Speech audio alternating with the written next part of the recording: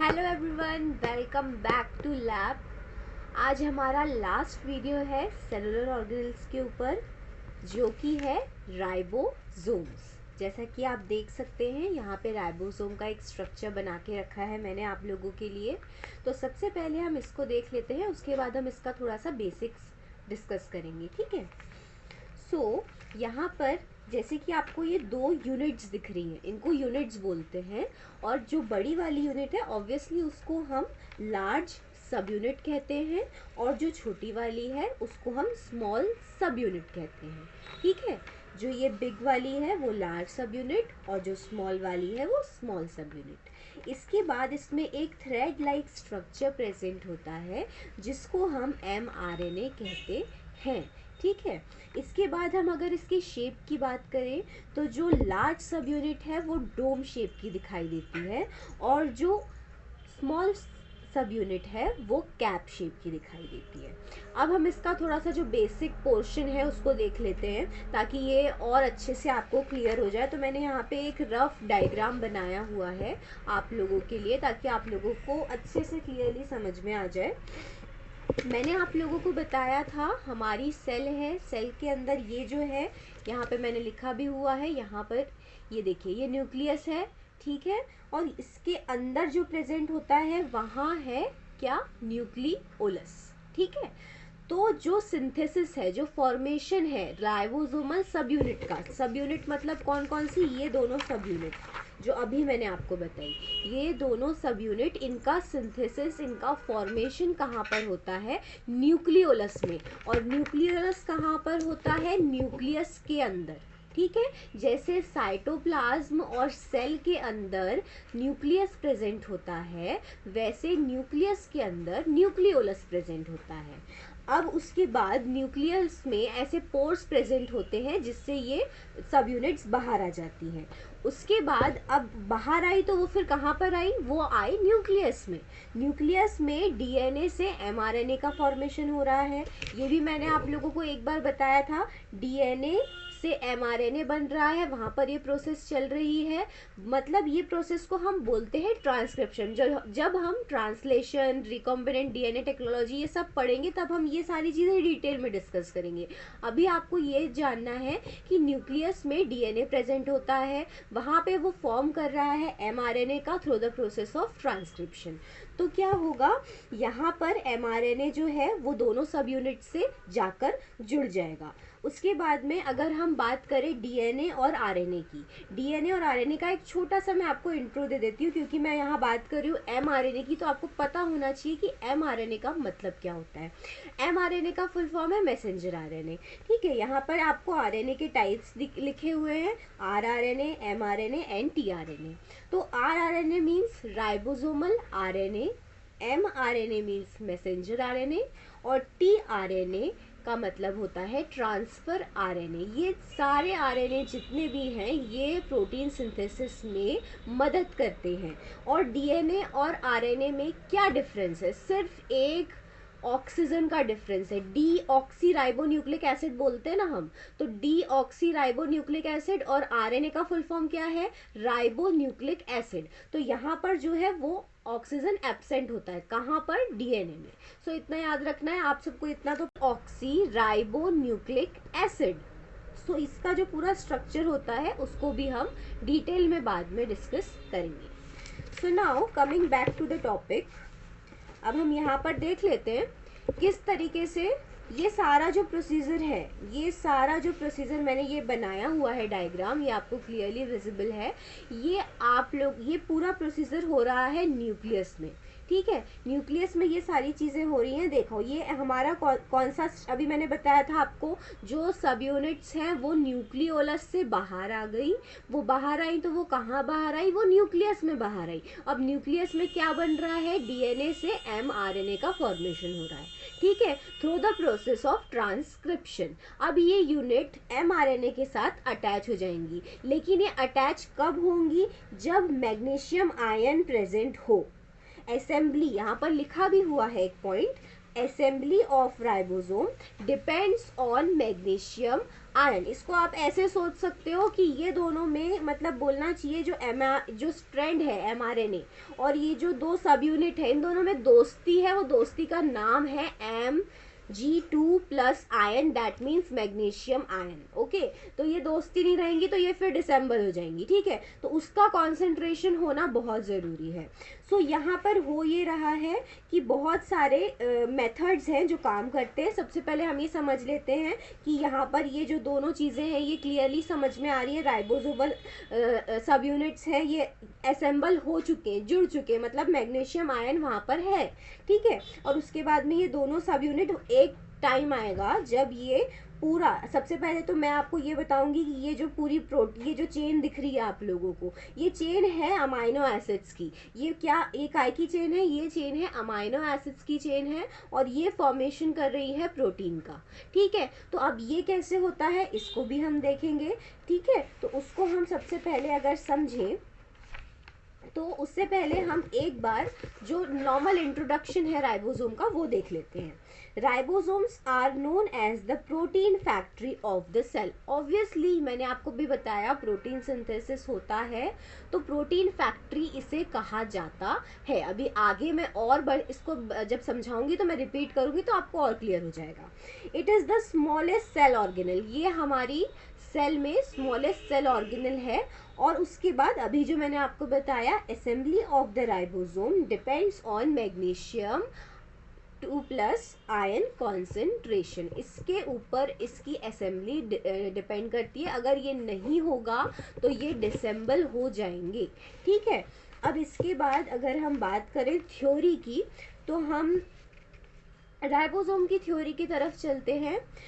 The ribosome was discovered by George Palade in 1953। ये point याद रखने वाला है कि इसको डिस्कवर किसने किया था, जॉर्ज पैलेड ने। और अभी मैंने आप लोगों को बताया वही सारी चीज़ें यहाँ पर लिखी हुई हैं। It is formed in the nucleolus of the nucleus, जो कि सेल के अंदर न्यूक्लियस प्रेजेंट होता है, न्यूक्लियस के अंदर न्यूक्लियोलस प्रेजेंट होता है, उसमें राइबोसोम की सब यूनिट्स का फॉर्मेशन या बायोलॉजिकल टर्म क्या यूज़ करते हैं हम, सिंथेसिस होता है, ठीक है। और उसमें पोर्स प्रेजेंट होते हैं न्यूक्लियोलस में, जिससे ये सब यूनिट बाहर आ जाती हैं। कहाँ आ जाती है, न्यूक्लियस में आ जाती है और वहाँ आके mRNA से अटैच हो जाती है, ठीक है। Then after coming out of the nucleolus it get attach with the mRNA, वही चीज़ मैंने जो अभी बोली, mRNA is formed by DNA, this process is called transcription, ये भी मैं बता चुकी हूँ। Now all the large and small subunits of the protein that is ribosome get attach with the thread that is mRNA। अब होगा वही जो मैंने आपको बताया कि सारी जो सब यूनिट है वो असेंबल हो जाएंगी और जाके mRNA के साथ अटैच हो जाएंगी। उसके बाद में अब आपको एक और चीज़ समझना है कि जो प्रोसेस होती है वो कहाँ परफॉर्म होती है, न्यूक्लियस में होती है, ठीक है। तो जैसे कि मैंने यहाँ पे लिखा भी हुआ है प्रोटीन सिंथेसिस मैकेनिज्म, तो इसको अपन समझ लेते हैं कि राइबोसोम एक्चुअल में करता क्या है। तो यहाँ पर न्यूक्लियस है, ठीक है। अब यहाँ पर हुआ क्या, जैसे ही सब यूनिट्स न्यूक्लियोलस तो न्यूक्लियस का पार्ट है, वहाँ से सब यूनिट आ गई। सब यूनिट कौन कौन सी, एक लार्ज और एक स्मॉल, वो स्मॉल स्पोर्स प्रेजेंट थे न्यूक्लियस में, वहाँ से सब यूनिट आ गई न्यूक्लियस के पास। अब न्यूक्लियस में mRNA है जो अटैच हो गया किससे, दोनों सब यूनिट से, उनके बीच में अटैच हो गया।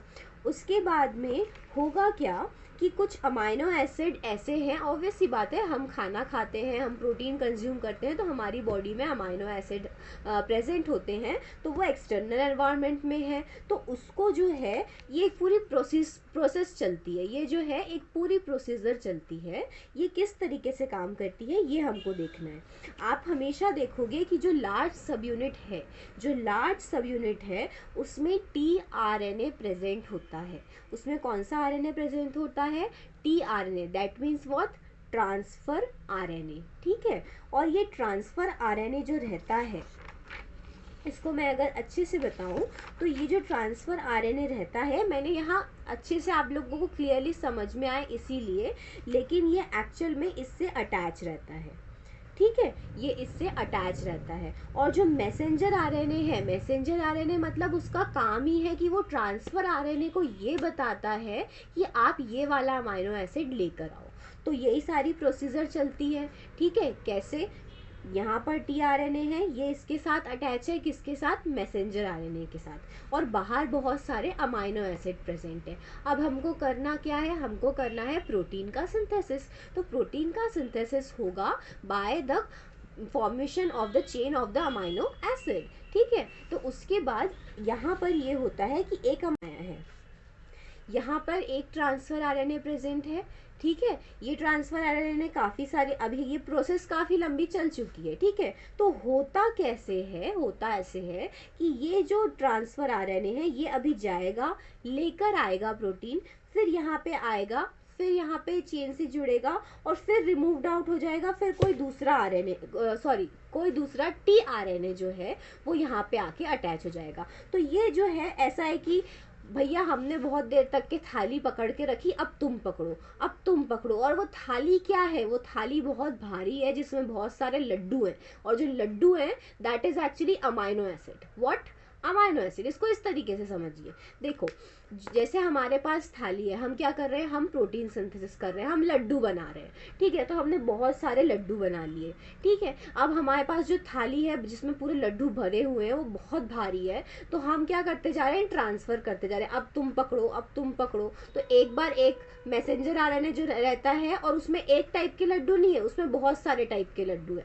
तो मैसेंजर आरएनए क्या करता है, मैसेंजर आरएनए टीआरएनए को बोलता है, मैसेंजर आरएनए टीआरएनए को बोलता है जाओ ये वाला बेसन का लड्डू लेके आओ। तो वो अमाइनो एसिड यानी कि कोई भी अमाइनो एसिड वो बोल सकता है, glycine, alanine, valine, leucine, isoleucine, कोई भी। ठीक है, तो वो उस तरीके से जाके काम करता है। ठीक है, तो अगर बेसन का लड्डू बोल दिया तो वो बेसन का लड्डू लेके आएगा। फिर उसके बाद उसने बोल दिया कि चलो मोती के बूंदी के लड्डू लेकर आओ, तो बूंदी के लड्डू लेकर आएगा। उसके बाद में होगा क्या, ये चेन फॉर्मेशन होती जाएगी। लेकिन दिक्कत ये है कि यहाँ एक इंसान खड़ा है, जैसे आप टीआरएनए को एक इंसान समझो अभी। ठीक है, तो एक इंसान खड़ा है, लेकिन उसके बाद उसको भी हाथ में बहुत दर्द हो रहा है, इतनी भारी जो प्लेट है वो काफ़ी भारी है, तो वो फिर दूसरे को ट्रांसफ़र कर देता है। तो ऐसे ये प्रोसेस चलती रहती है, अब तू पकड़ भाई, अब तू पकड़ भाई, तो ये रिमूव होते जाते हैं, बाहर निकलते जाते हैं टीआरएनए। अब मैं चला, अब तेरी बारी, अब तू पकड़। तो ये इस तरीके से प्रोसेस जो है वो चलती है। ठीक है, तो ये हमने जो पूरा मैकेनिज्म समझा, ये हमने समझा प्रोटीन सिंथेसिस का मैकेनिज्म। एक बार मैं शॉर्ट रिवाइज करवा रही हूँ, ध्यान से सुनिएगा। देखिए, सबसे पहले तो हमने ये जो स्ट्रक्चर बनाया है वो है न्यूक्लियस का स्ट्रक्चर। सारी प्रोटीन सिंथेसिस की जो प्रोसेस है वो कहाँ पर कंडक्ट हो रही है, वो न्यूक्लियस में कंडक्ट हो रही है, न्यूक्लियस में कंडक्ट हो रही है। और मैंने आप लोगों को बताया कि जो फॉर्मेशन है लार्ज और स्मॉल सब यूनिट्स का, जो फॉर्मेशन है लार्ज और स्मॉल सब यूनिट्स का, वो कहाँ पर होता है, वो होता है न्यूक्लियोलस में। न्यूक्लियोलस में होता है, न्यूक्लियोलस में पोर्स प्रेजेंट होते हैं। पोर्स प्रेजेंट होने की वजह से, पोर्स प्रेजेंट होने की वजह से ये जो लार्ज सब यूनिट और स्मॉल सब यूनिट है ये बाहर आ जाती है। ठीक है, ये बाहर आ जाती है। उसके बाद में जब ये न्यूक्लियस में बाहर आती है तो ये अटैच हो जाती है किससे, एमआरएनए से। अभी मैंने बताया था डीएनए से एमआरएनए का फॉर्मेशन हो रहा है, जिस प्रोसेस को हम क्या कहते हैं, ट्रांसक्रिप्शन कहते हैं। ठीक है, उसके बाद में डीएनए से जो एमआरएनए का फॉर्मेशन हुआ वो एमआरएनए आके यहाँ पे अटैच हो गया। ठीक है, और उसके लिए असेंबली के लिए क्या ज़रूरी था, मैंने बताया था आपको, मैंने बोला था मैं रिवाइज करवाऊंगी। तो वही चीज़ है कि Mg2+ ion, magnesium ion compulsory है। मैग्नीशियम आयन जो है वो कंपलसरी है for the assembly of the ribosomes. ठीक है, उसके बाद में हमने जब देखा कि ये सारी चीज़ें हो गई तो वहाँ पर अब क्या प्रोसेस कंडक्ट होगी, अब होगा प्रोटीन सिंथेसिस। तो हमने देखा कि यहाँ पर जो टीआरएनए है वो किससे अटैच है, वो मैसेंजर आरएनए से अटैच है। यानी कि दो इंसान है, एक बैठा हुआ है और एक यहाँ खड़ा है। वो बैठे बैठे सबको इंस्ट्रक्शन दे रहा है। वो कौन है, वो मैसेंजर आरएनए है। वो मैसेंजर आरएनए बोल रहा है चलो अब बेसन का लड्डू लाओ, चलो अब बूंदी का लड्डू लाओ। ठीक है, तो ऐसे इस तरीके से वो बोलना कमांड दे रहा है। किसको कमांड दे रहा है, ट्रांसफर आरएनए को। ट्रांसफर आरएनए जाता है, लेकर आता है, लेकिन वो भी खड़ा नहीं रहता लेके, वो दूसरे को दे देता है। ठीक है, कि अब तू पकड़, अब तू पकड़। तो इस तरीके से पूरी प्रोसेस चलती है। तो ऐसे चेन बनती जाती है, किसकी? अमाइनो एसिड की। ये हमने देखा कि हमारा जो प्रोटीन का जो मैकेनिज्म है वो किस तरीके से काम करता है। Now back towards the theory. हम कहाँ पर थे? हम ये वाले पॉइंट पर थे। After that when they reach the termination point they get disassemble and become divided. मैंने यही बताया कि एक पॉइंट आता है जब वो टर्मिनेशन कोडॉन पे पहुंचते हैं और वहां से डीअसेंबल हो जाते हैं। ये वाला डायग्राम मैंने आपको बताया। ये पॉइंट पे आएंगे जैसे, यहाँ पर आएंगे जैसे ही, तो ये डीअसेंबल हो जाएंगे इस तरीके से डीअसेंबल हो जाएंगे। और ये जो प्रोटीन का पूरा फॉर्मेशन हुआ है, जो पूरी प्रोटीन की चेन बनी है, ये रिलीज हो जाएगी साइटोप्लाज्म में। Now after that when they reach, नहीं ये पॉइंट कंप्लीट हो गया था। When the ribosome are present with the mRNA, a chain of protein is formed in the ribosome. ये हमने देख लिया। This chain consist of amino acids, ये भी हमने देख लिया। उसके बाद now the protein that is synthesised is released in the cytoplasm. अब जो प्रोटीन सिंथेसाइज हुआ है वो कहाँ रिलीज कर दिए हमने? साइटोप्लाज्म। मैंने अभी बताया, ये देखिए ये वाले डायग्राम से सारा कहाँ पे रिलीज हो गया? प्रोटीन साइटोप्लाज्म में रिलीज हो गया, ठीक है। और given to the part of the cell which needs it. Generally होता ये है कि रिलीज तो कर दिया हमने, उसके बाद अगर किसी सेल को प्रोटीन की ज़रूरत है तो वो उस प्रोटीन को ले सकती है। उस प्रोटीन को वो जो सिंथेसाइज प्रोटीन है वो उस पर्टिकुलर ऑर्गेनल को दे दिया गया जिसको उसकी ज़रूरत है, और नहीं तो फिर वो साइटोप्लाज्म में प्रेजेंट है, ठीक है, फ्री फॉर्म में।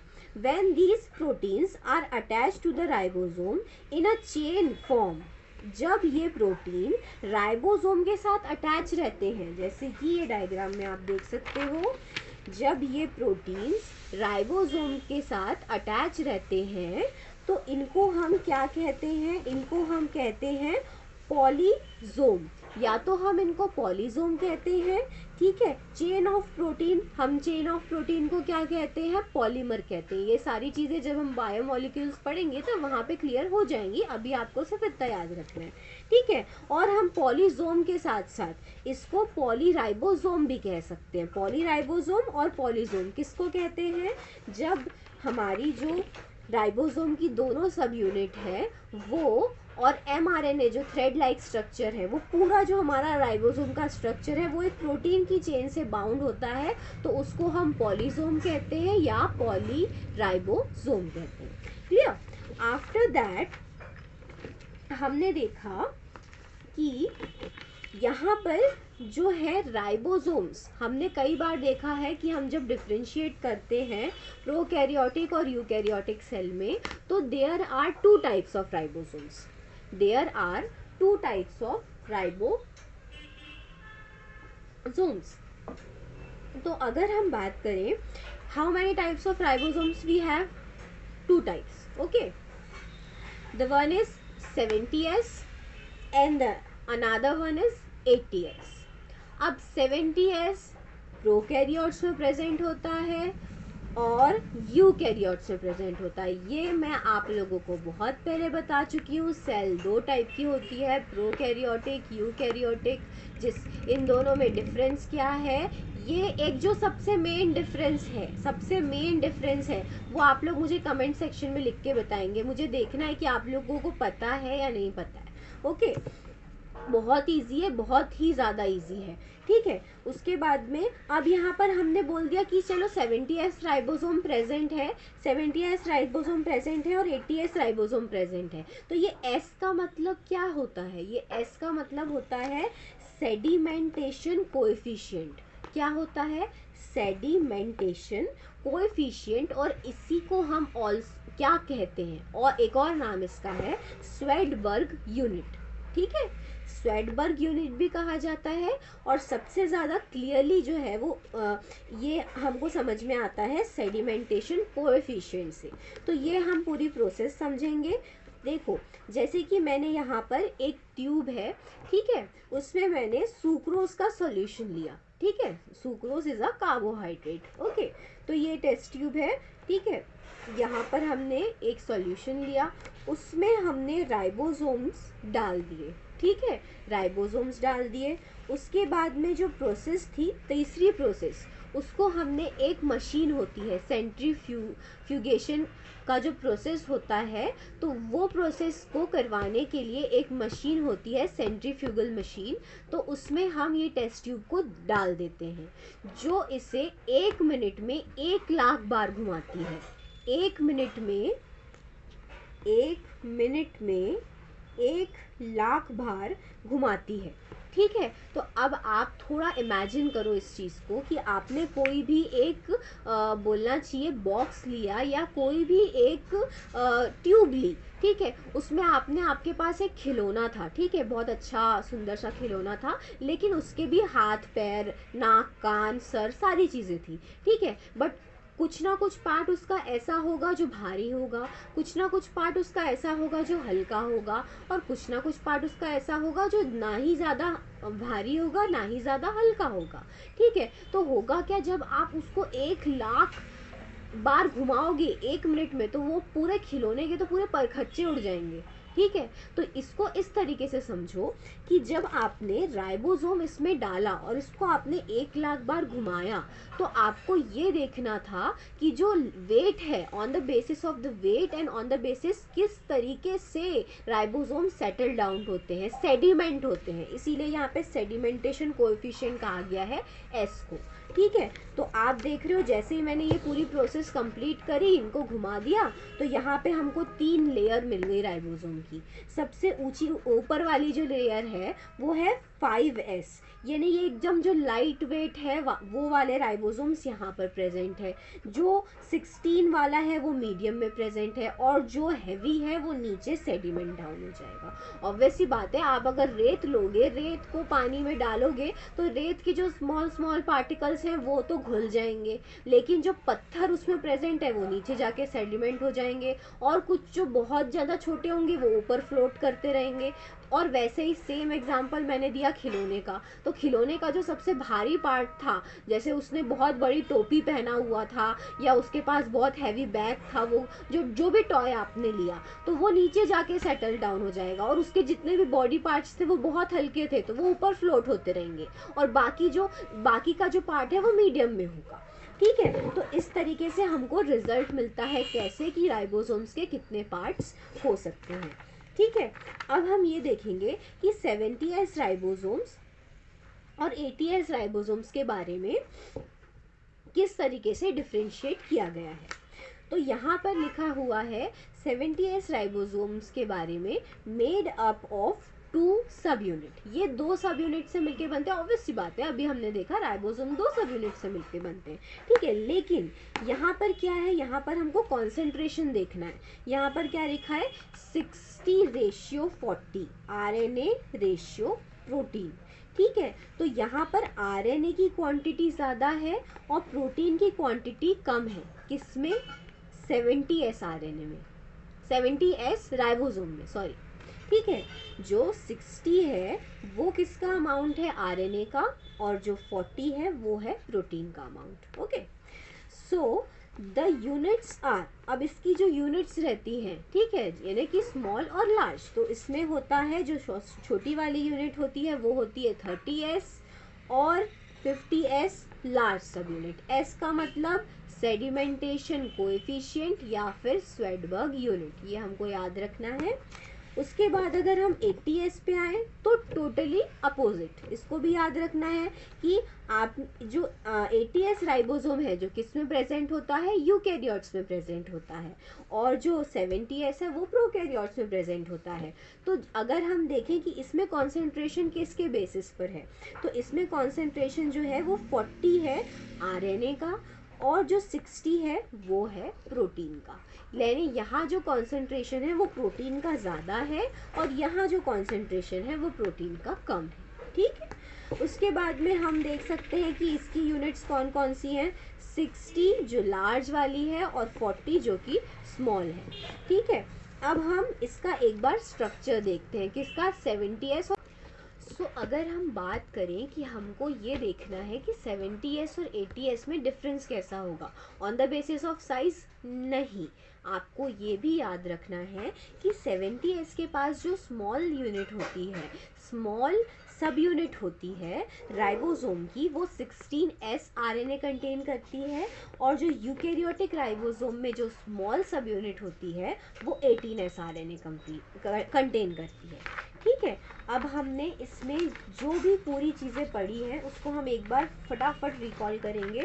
सो मैं ये जो रफ डायग्राम आपको मैंने सबसे पहले बताया था उसके थ्रू चलते हैं। सबसे पहले हमने ये देखा कि जो राइबोसोम है वो राइबोसोम कैसा है दिखने में, ये हम एक बार फिर से देख लेते हैं। देखिए, राइबोसोम का जो स्ट्रक्चर है वो होता है, बहुत ही इजी स्ट्रक्चर है, एक लार्ज सब यूनिट, एक स्मॉल सब यूनिट, एक थ्रेड लाइक स्ट्रक्चर mRNA है जिससे वो अटैच है। इसकी जो लार्ज सब यूनिट है उसको हम डॉम शेप की बोलते हैं, और जो स्मॉल वाली है वो कैप शेप की होती है। ठीक है, अभी हमने ribosome are known as the protein factory of the cell, ये तो आप समझ ही गए होंगे, प्रोटीन सिंथेसिस हो रहा है तो it is the smallest cell organelle. Assembly of the ribosome depends on the magnesium ion, assembly magnesium ion पे डिपेंड करती है। अब मैंने बताया यहाँ पर जो न्यूक्लियोलस प्रेजेंट होता है, न्यूक्लियोलस में पोर्स प्रेजेंट होते हैं, और न्यूक्लियोलस में सिंथेसिस होता है किसका, सब यूनिट का। कौन कौन सी, 2 सब यूनिट थी राइबोसोम की, एक बड़ी एक छोटी, तो लार्ज और स्मॉल सब यूनिट का सिंथेसिस वो बनती कहाँ पर है, वो न्यूक्लियोलस में बनती है। न्यूक्लियोलस में छेद प्रेजेंट होते हैं, पोर्स प्रेजेंट होते हैं, जिससे वो बाहर आ जाती है। कहाँ आ जाती है, न्यूक्लियस में आ जाती है। और न्यूक्लियस में क्या हो रहा है, न्यूक्लियस में तो हमारा जेनेटिक मटेरियल प्रेजेंट है, यानी कि डीएनए। तो डीएनए से क्या फॉर्मेट, बहुत सारी चीज़ें हो रही है न्यूक्लियस में, लेकिन अभी हमको सिर्फ राइबोसोम से रिलेटेड पढ़ना है। तो डीएनए से एमआरएनए का फॉर्मेशन हो रहा है, जिस प्रोसेस को हम कहते हैं ट्रांसक्रिप्शन। ठीक है, तो ये ट्रांसक्रिप्शन के थ्रू जो एमआरएनए निकला यहाँ पे बन के, वो किससे अटैच हो जाएगा, वो दोनों सब यूनिट से अटैच हो जाएगा। उसके बाद हमने देखा कि जो प्रोटीन सिंथेसिस का जो पूरा मैकेनिज्म है वो एक्चुअल में काम कैसे करता है। मैंने आपको बताया 2 लोग हैं, 2 आदमी हैं, एक मैसेंजर आरएनए, एक टीआरएनए। तो जो मैसेंजर आरएनए है वो सिर्फ बैठा हुआ है, उसको सिर्फ ऑर्डर देना है। किसको ऑर्डर देना है, टीआरएनए को ऑर्डर देना है कि तुम ये वाला लड्डू लेके आओ, बेसन का लड्डू लाओ, बूंदी का लड्डू लाओ, या तुम रसगुल्ला लेके आओ। सारे ऑर्डर्स वो किसको देगा, वो टीआरएनए को देगा। तो वो टीआरएनए एक बार एक लड्डू लेकर आएगा। लड्डू क्या है, लड्डू है अमाइनो एसिड, क्योंकि हमको किसका फॉर्मेशन करना है, हमको प्रोटीन का फॉर्मेशन करना है। And amino acids are the building blocks of protein. जैसे हमारी सेल है हमारी बॉडी का बिल्डिंग ब्लॉक, वैसे ही प्रोटीन का बिल्डिंग ब्लॉक क्या है, अमाइनो एसिड। तो इस तरीके से वो एक अमाइनो एसिड को लेकर आएगा, लेकिन फिर वो दूसरे वाले जो ट्रांसफर आरएनए है उसको ट्रांसफ़र कर देगा। ये प्रोसेस कैसे चलती है, मैंने आपको एक अच्छा सा एग्जांपल दिया था कि यहाँ पर देखो, यहाँ पर एक टीआरएनए है जो कि चला गया, उसने पकड़ के रखा था अभी इतने सारे, जो पूरे बोलना चाहिए इसको हमने क्या कहा था, पॉलीमर कहा था। ठीक है, तो ये प्रोटीन की जो चेन है, ये मतलब मैंने इसको क्या एग्जांपल दिया था, ये एक थाली है जिसमें बहुत सारे लड्डू हैं। ठीक है, तो इसको आपने पकड़ के रखा, लेकिन ये वाला आरएनए पकड़ लिया, उसका हाथ दर्द होने लगे, वो चला गया। फिर दूसरा टीआरएनए आ गया, उसने पकड़ लिया, फिर बोलता है अब भैया दूसरा आएगा वो पकड़ेगा। तो ऐसे प्रोसीजर चलती रहती है। ये वाला जो है फिर यहाँ से ये भी चला गया, ये दूसरा आके अटैच हो गया। तो इस तरीके से हमारा जो है प्रोटीन सिंथेसिस की प्रोसेस चलती रहती है। तो काय का फॉर्मेशन हो जाता है, एक पूरी चेन का फॉर्मेशन हो जाता है। कैसे, अलग अलग चेन का फॉर्मेशन हो जाता है, अमाइनो एसिड अटैच हो जाते हैं, और एक टाइम ऐसा आता है कि टर्मिनेशन कोडॉन पे पहुंचकर जो राइबोसोम की दोनों सब यूनिट होती हैं वो डीअसेंबल हो जाती हैं, बाहर निकल जाती हैं। उसके बाद में जो प्रोटीन बने थे वो साइटोप्लाज्म में रिलीज हो जाते हैं। अब साइटोप्लाज्म में वो रिलीज हो जाते हैं, इसकी थ्योरी पढ़ी। उसके बाद में हमने ये देखा कि ये कितने टाइप के होते हैं, ये होते हैं 2 टाइप के, 70S एंड 80S। एस का मतलब है स्वेटबर्ग एंड सेडिमेंटल कोएफिशिएंट, और ये जो 70S है वो प्रोकैरियोट्स में प्रेजेंट होता है, 80S जो है वो यूकैरियोट्स में प्रेजेंट होता है। अब उसके बाद में यहाँ पर हमको एक एक्सपेरिमेंट करना था जानने के लिए कि कितने अमाउंट में डी जो राइबोसोमल सेडिमेंटेशन कोएफिशिएंट को हमको जानना था, तो कौन सा जो हमारा पार्ट है आरएनए का वो नीचे सेटल डाउन होता है, कौन सा पार्ट ऊपर पे फ्लोट करता है, वो सारी चीज़ें देखने के लिए हमने एक एक्सपेरिमेंट किया। तो मैंने आपको बताया ये एक्सपेरिमेंट में हमने सुक्रोज सॉल्यूशन लिया, हमने इसमें राइबोसोम ऐड किया, उसके बाद हमने इसको 1,00,000 बार घुमाया 1 मिनट में। तो उसके बाद हमें इस तरह से लेयर्स मिली, जैसे कि जो सबसे लाइट वेट थे वो ऊपर फ्लोट हो रहे थे, बाकी जो 16S था, S मीन स्वेडबर्ग यूनिट, तो ये यहाँ पर सेटल हो गए, और जो सबसे भारी थे वो नीचे सेटल डाउन हो गए। ठीक है, तो इस तरीके से हमको रिजल्ट मिला। और ये था हमारे 70S और 80S के बीच में डिफरेंस। क्या कि इसमें जो प्रोटीन का सिंथेसिस है, प्रोटीन का जो कॉन्सेंट्रेशन है वो कम है, किसमें, 70S राइबोसोम यानी यूकैरियोट्स में। ठीक है, और 18S राइबोसोम्स में प्रोटीन का कॉन्सेंट्रेशन ज़्यादा है। ठीक है, so this is all about the ribosomes. अब इसके बाद हम एनिमल फिजियोलॉजी स्टार्ट करने वाले हैं, जिसमें हम सबसे पहले पढ़ेंगे रेस्पिरेटरी सिस्टम। ठीक है, तो आप लोग रेडी रहिएगा, और आप पूरा जितना सेल का पार्ट में पढ़ा चुकी हूँ उसको अच्छे से रिवाइज कीजिए, क्योंकि ये आगे काम आएगा, और आगे भी हम बहुत सारे टॉपिक्स पे वीडियो बनाते रहेंगे। अगर आपको कोई भी टॉपिक पे वीडियो इंस्टेंटली चाहिए तो आप कमेंट सेक्शन में बता सकते हैं। Thank you for watching the video guys.